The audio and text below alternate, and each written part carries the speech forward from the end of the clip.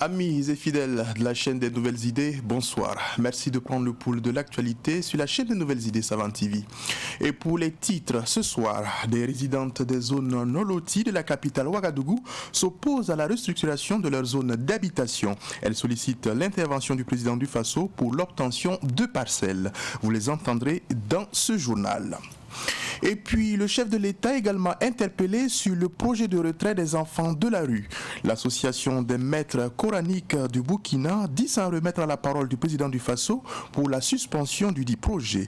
Plus de détails dans un instant sur le sujet.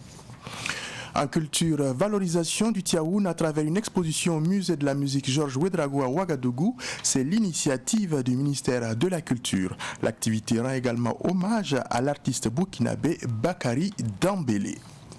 En sport, ce soir, mesdames et messieurs, la première étape du Tour du Faso 2021, livrée entre Banfora et Bobo, n'a pas été reluisante pour les étalons cyclistes.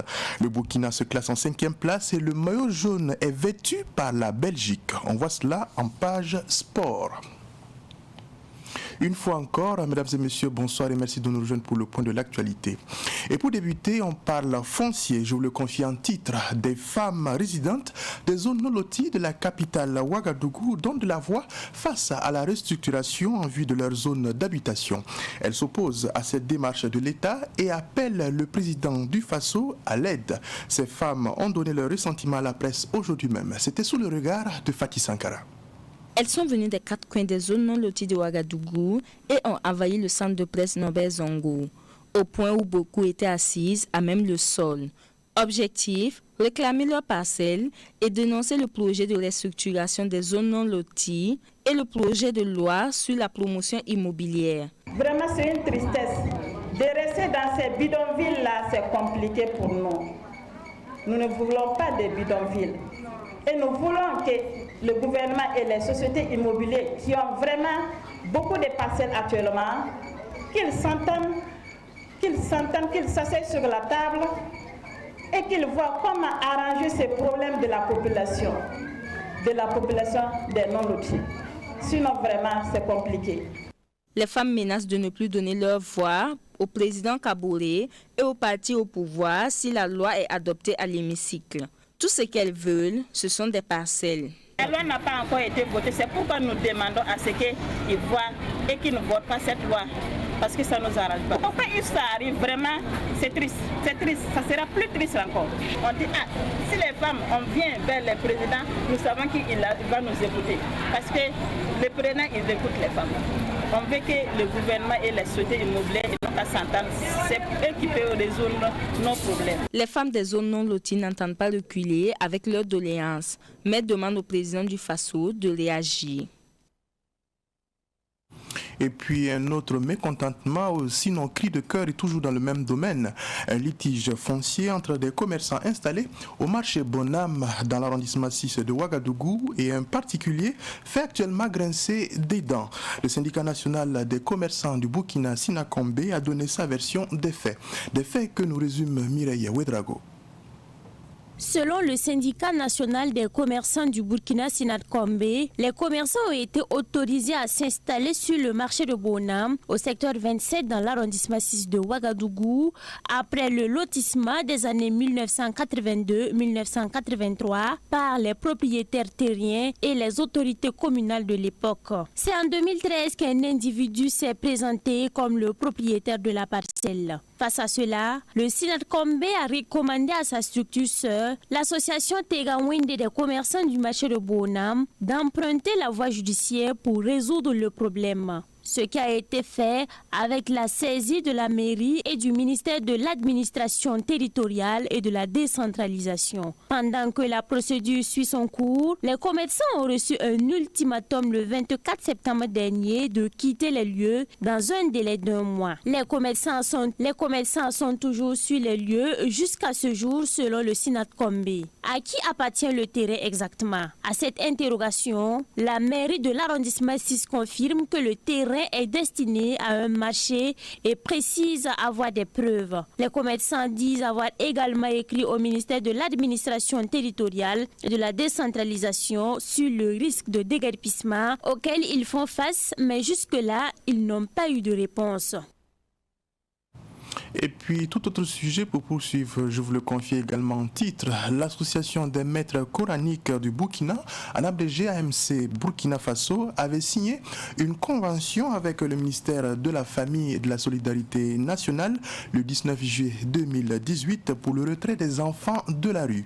L'exécution de cette convention s'est heurtée à plusieurs obstacles, une situation qui a conduit les maîtres coraniques à recourir à l'association des jeunes patriotes pour la paix, JPP.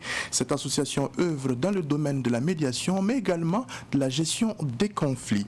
Son président, Abdoul Raouf Pafandnam, nous confie, dit se remettre au président du Faso par rapport à la suspension du projet de retrait des enfants de la rue. Il est au micro de Ruben Wilson Kodjo. On a vu le ministère, jusqu'à j'ai pu rencontrer le président de la République, Marc Christian Kaboré, qui nous ont, son excellence, en tout cas qui nous ont promis que si le projet, c'était en tout cas un projet de présidentiel, lui c'était sa vision, mais si le projet pose problème aujourd'hui, alors lui il va donner des instructions de suspendre temporairement ce projet et voir, avoir en tout cas autour d'une table et nous en tant que jeunes patriotes pour la paix, comme vous êtes dans la médiation, allez voir les maîtres coraniques, vous pouvez accueillir et prendre les propositions consensuelles et les ramener. Alors nous avons aussi demandé que nous demandons si effectivement, comme il a promis, nous croyons toujours en tout cas à sa parole donnée, nous avons espoir, nous avons foi que le président de la République en tout cas va suspendre temporairement parce que nous tous nous avons besoin de ce projet. Personne ne souhaite en tout cas que son enfant mendie. Nous avons essayé à envoyer des médiateurs, en tout cas de voir Madame la ministre à plusieurs reprises, mais elle a refusé catégoriquement parce que moi-même j'ai échangé avec elle, mais elle ne veut pas aucune médiation encore. Alors donc vous voyez où ça pose problème. Mais nous ne voulons pas seulement sa démission ou bien de la destituer ou bien apporter ce qui n'amène pas la paix. C'est pas ça notre objectif. Ce gouvernement, c'est un gouvernement qui fait la pluie et le beau temps. Voilà un État qui a un ministère qui reconnaît des maîtres coraniques, qui discute avec eux, qui leur donne des vivres. De deux, voilà un autre ministère dans ce même gouvernement qui dit que s'il voit les maîtres coraniques, c'est-à-dire un homme avec des enfants, ça veut dire c'est un maître coranique, on l'enferme. Nous avons ces preuves. Peut-être c'est son département ou bien si c'est elle-même qui n'est pas compétente. En tout cas, nous demandons quand même un changement. Et pour la suite de l'actualité, c'est une actualité sécuritaire qui nous intéresse. Nous apprenons qu'un convoi de la compagnie minière Essakane a été victime d'une attaque armée ce vendredi même 29 octobre sur l'axe Dorier-Essakane. L'attaque a occasionné des blessés et d'énormes dégâts matériels comme vous le constatez à l'image. 5 engins de la mine ont été incendiés et par ailleurs des personnes sont portées disparues. Ces personnes manquent toujours à l'appel. Nous apprenons que des recherches sont en cours pour les retrouver. Et la suite, c'est un mot de culture qui nous intéresse, la valorisation du Tiaoun à travers une exposition au musée de la musique Georges Ouedraogo à Ouagadougou. C'est l'initiative du ministère de la Culture. C'est une manière pour, selon les organisateurs, de célébrer en même temps l'artiste Bakary Dambélé. L'événement a débuté depuis hier 28 octobre et prend fin le 5 novembre prochain. Avant l'événement, les organisateurs ont rencontré la presse pour en parler. C'était en présence de Pakisba Mariam Ouedraogo. Ici, au musée de la musique Georges Ouedraogo, en face du lycée Philippe Zenda Kaboré à Ouagadougou, le Tiaoun et son maître Bakary Dambélé sont à l'honneur.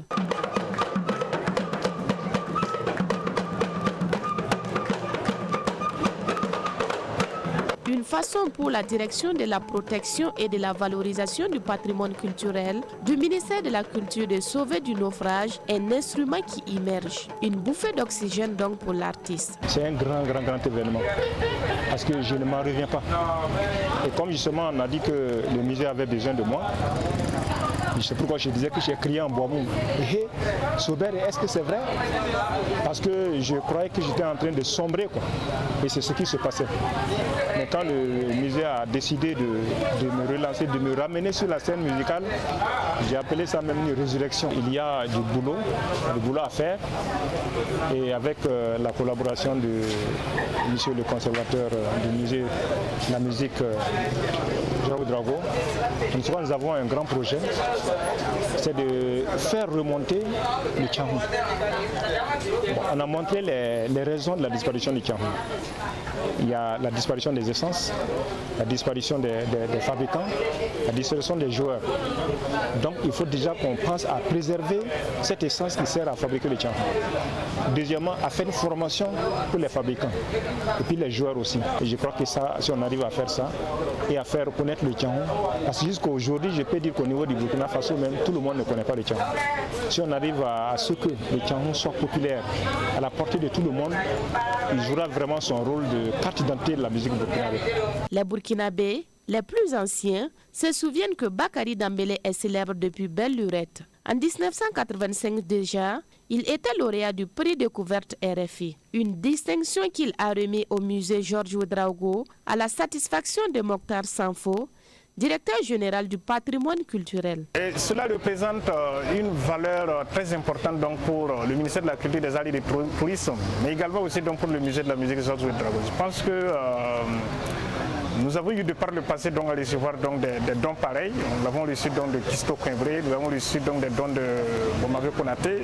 Aujourd'hui, c'est Bakary Dembélé donc, qui offre, j'allais dire, une partie de lui-même, parce que c'est le Tiaoun, vraiment un Tiaoun qu'il a depuis donc, les années 80, qu'il offre donc, à l'État pour être conservé donc, au musée pour la postérité. Et je pense que ça c'est un acte hautement patriotique et qu'il faut saluer. Et également aussi que nous souhaitons donc de cet acte-là que d'autres personnes, d'autres baobabs prennent exemple donc sur Bakary Dembélé. L'exposition se poursuit au musée de la musique Georges Ouedraogo jusqu'au 5 novembre prochain, à l'INAFAC à Gouin aussi.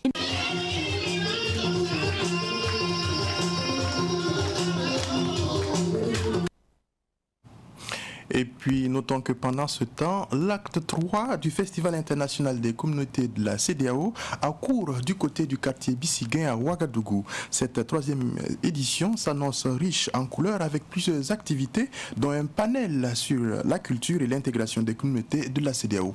On en sait plus avec Fatih Sankara. Cela fait 2 ans que l'Organisation pour l'intégration et le développement durable, qui est une association portée par des jeunes, œuvre pour le brassage intercommunautaire des pays de la CEDEAO. Et c'est à travers le Festival international des communautés qui est à sa 3e édition cette année. L'objectif même général du festival, là, c'est de réunir plusieurs communautés sur une même place pour communier ensemble à travers plusieurs activités. Pour les communautés de la CEDEAO, c'est vraiment de les réunir pour qu'on partage plus d'expériences. C'est sûr qu'au Burkina, on a beaucoup de choses à apprendre toujours et aussi ils ont besoin de ce que nous on a ici comme connaissances, comme échange culturel. Voilà. On a essayé de convoquer presque tous les ambassades aussi. Il n'y a pas d'intégration sans culture.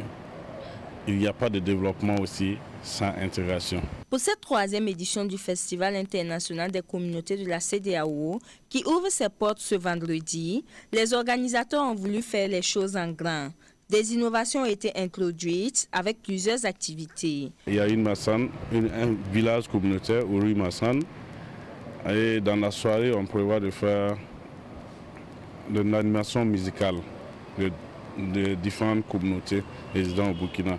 On a également une compétition de pétanque qu'on prévoit de faire pour ces activités, pour ces 72 heures qui se traînent au terrain de Bissiguen. Mais avant, un panel sur la culture et l'intégration, base d'un développement durable de la CEDEAO, a réuni 2 panélistes, des organisateurs et leurs convives.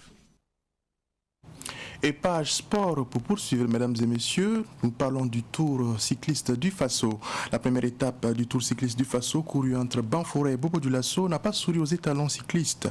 Le premier Burkinabé Harouna Il Boudou est classé 5e à l'arrivée. Le vainqueur de cette première étape est le Belge Wouters Rutgers. Il endosse ainsi le maillot jaune du classement général au point.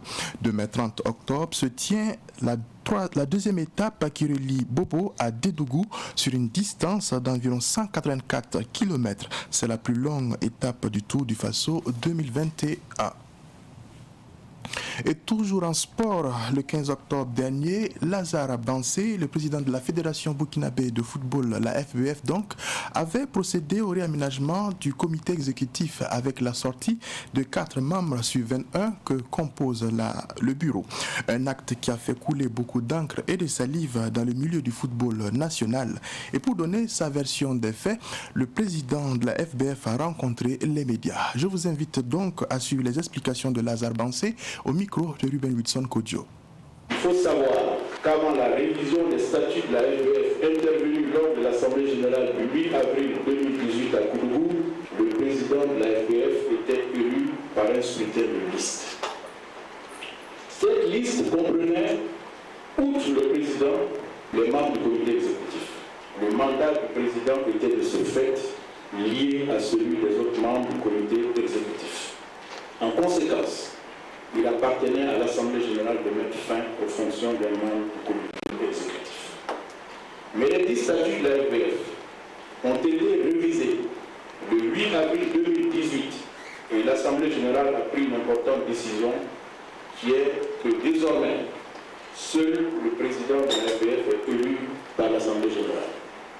Toute chose clairement énoncée par l'article 47 des statuts de la FBF qui dispose que le président est élu par l'Assemblée générale. Concernant le CE, l'article 41 indique que les organes de la FBF sont soit élus par l'Assemblée générale, soit désignés par le président de la FBF, sans influence extérieure et conformément aux procédures décrites dans le présent statut. Il ressort de ce qui précède qu'une fois élu par l'Assemblée générale, le président de la FBF a toute latitude pour désigner les membres du comité exécutif de façon discrétionnaire, sans influence extérieure.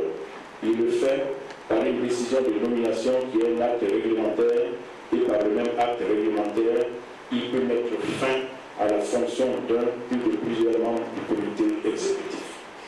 En effet, si la durée du mandat du président est précisée par les statuts, aucune durée de mandat n'est précisée pour les membres du comité exécutif. Également, ne s'agissant plus d'un scrutin de liste, le mandat du président n'est pas lié au mandat des autres membres du comité exécutif. En outre, les statuts ne prévoient nulle part une durée de leur mandat.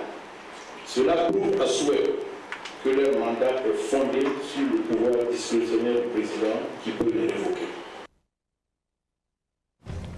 Et c'est sportivement que Savansois se referme. Une pensée particulière, on va dire, aux habitants de la ville de Sia, donc à Bobo Dioulasso, qui accueille le Tour du Faso. Pour la deuxième étape qui se déroule demain, Bobo Dédougou, nous souhaitons plein de courage pour ce qui est des cyclistes. Merci à vous qui avez été de la partie et très bonne suite en compagnie de nos programmes.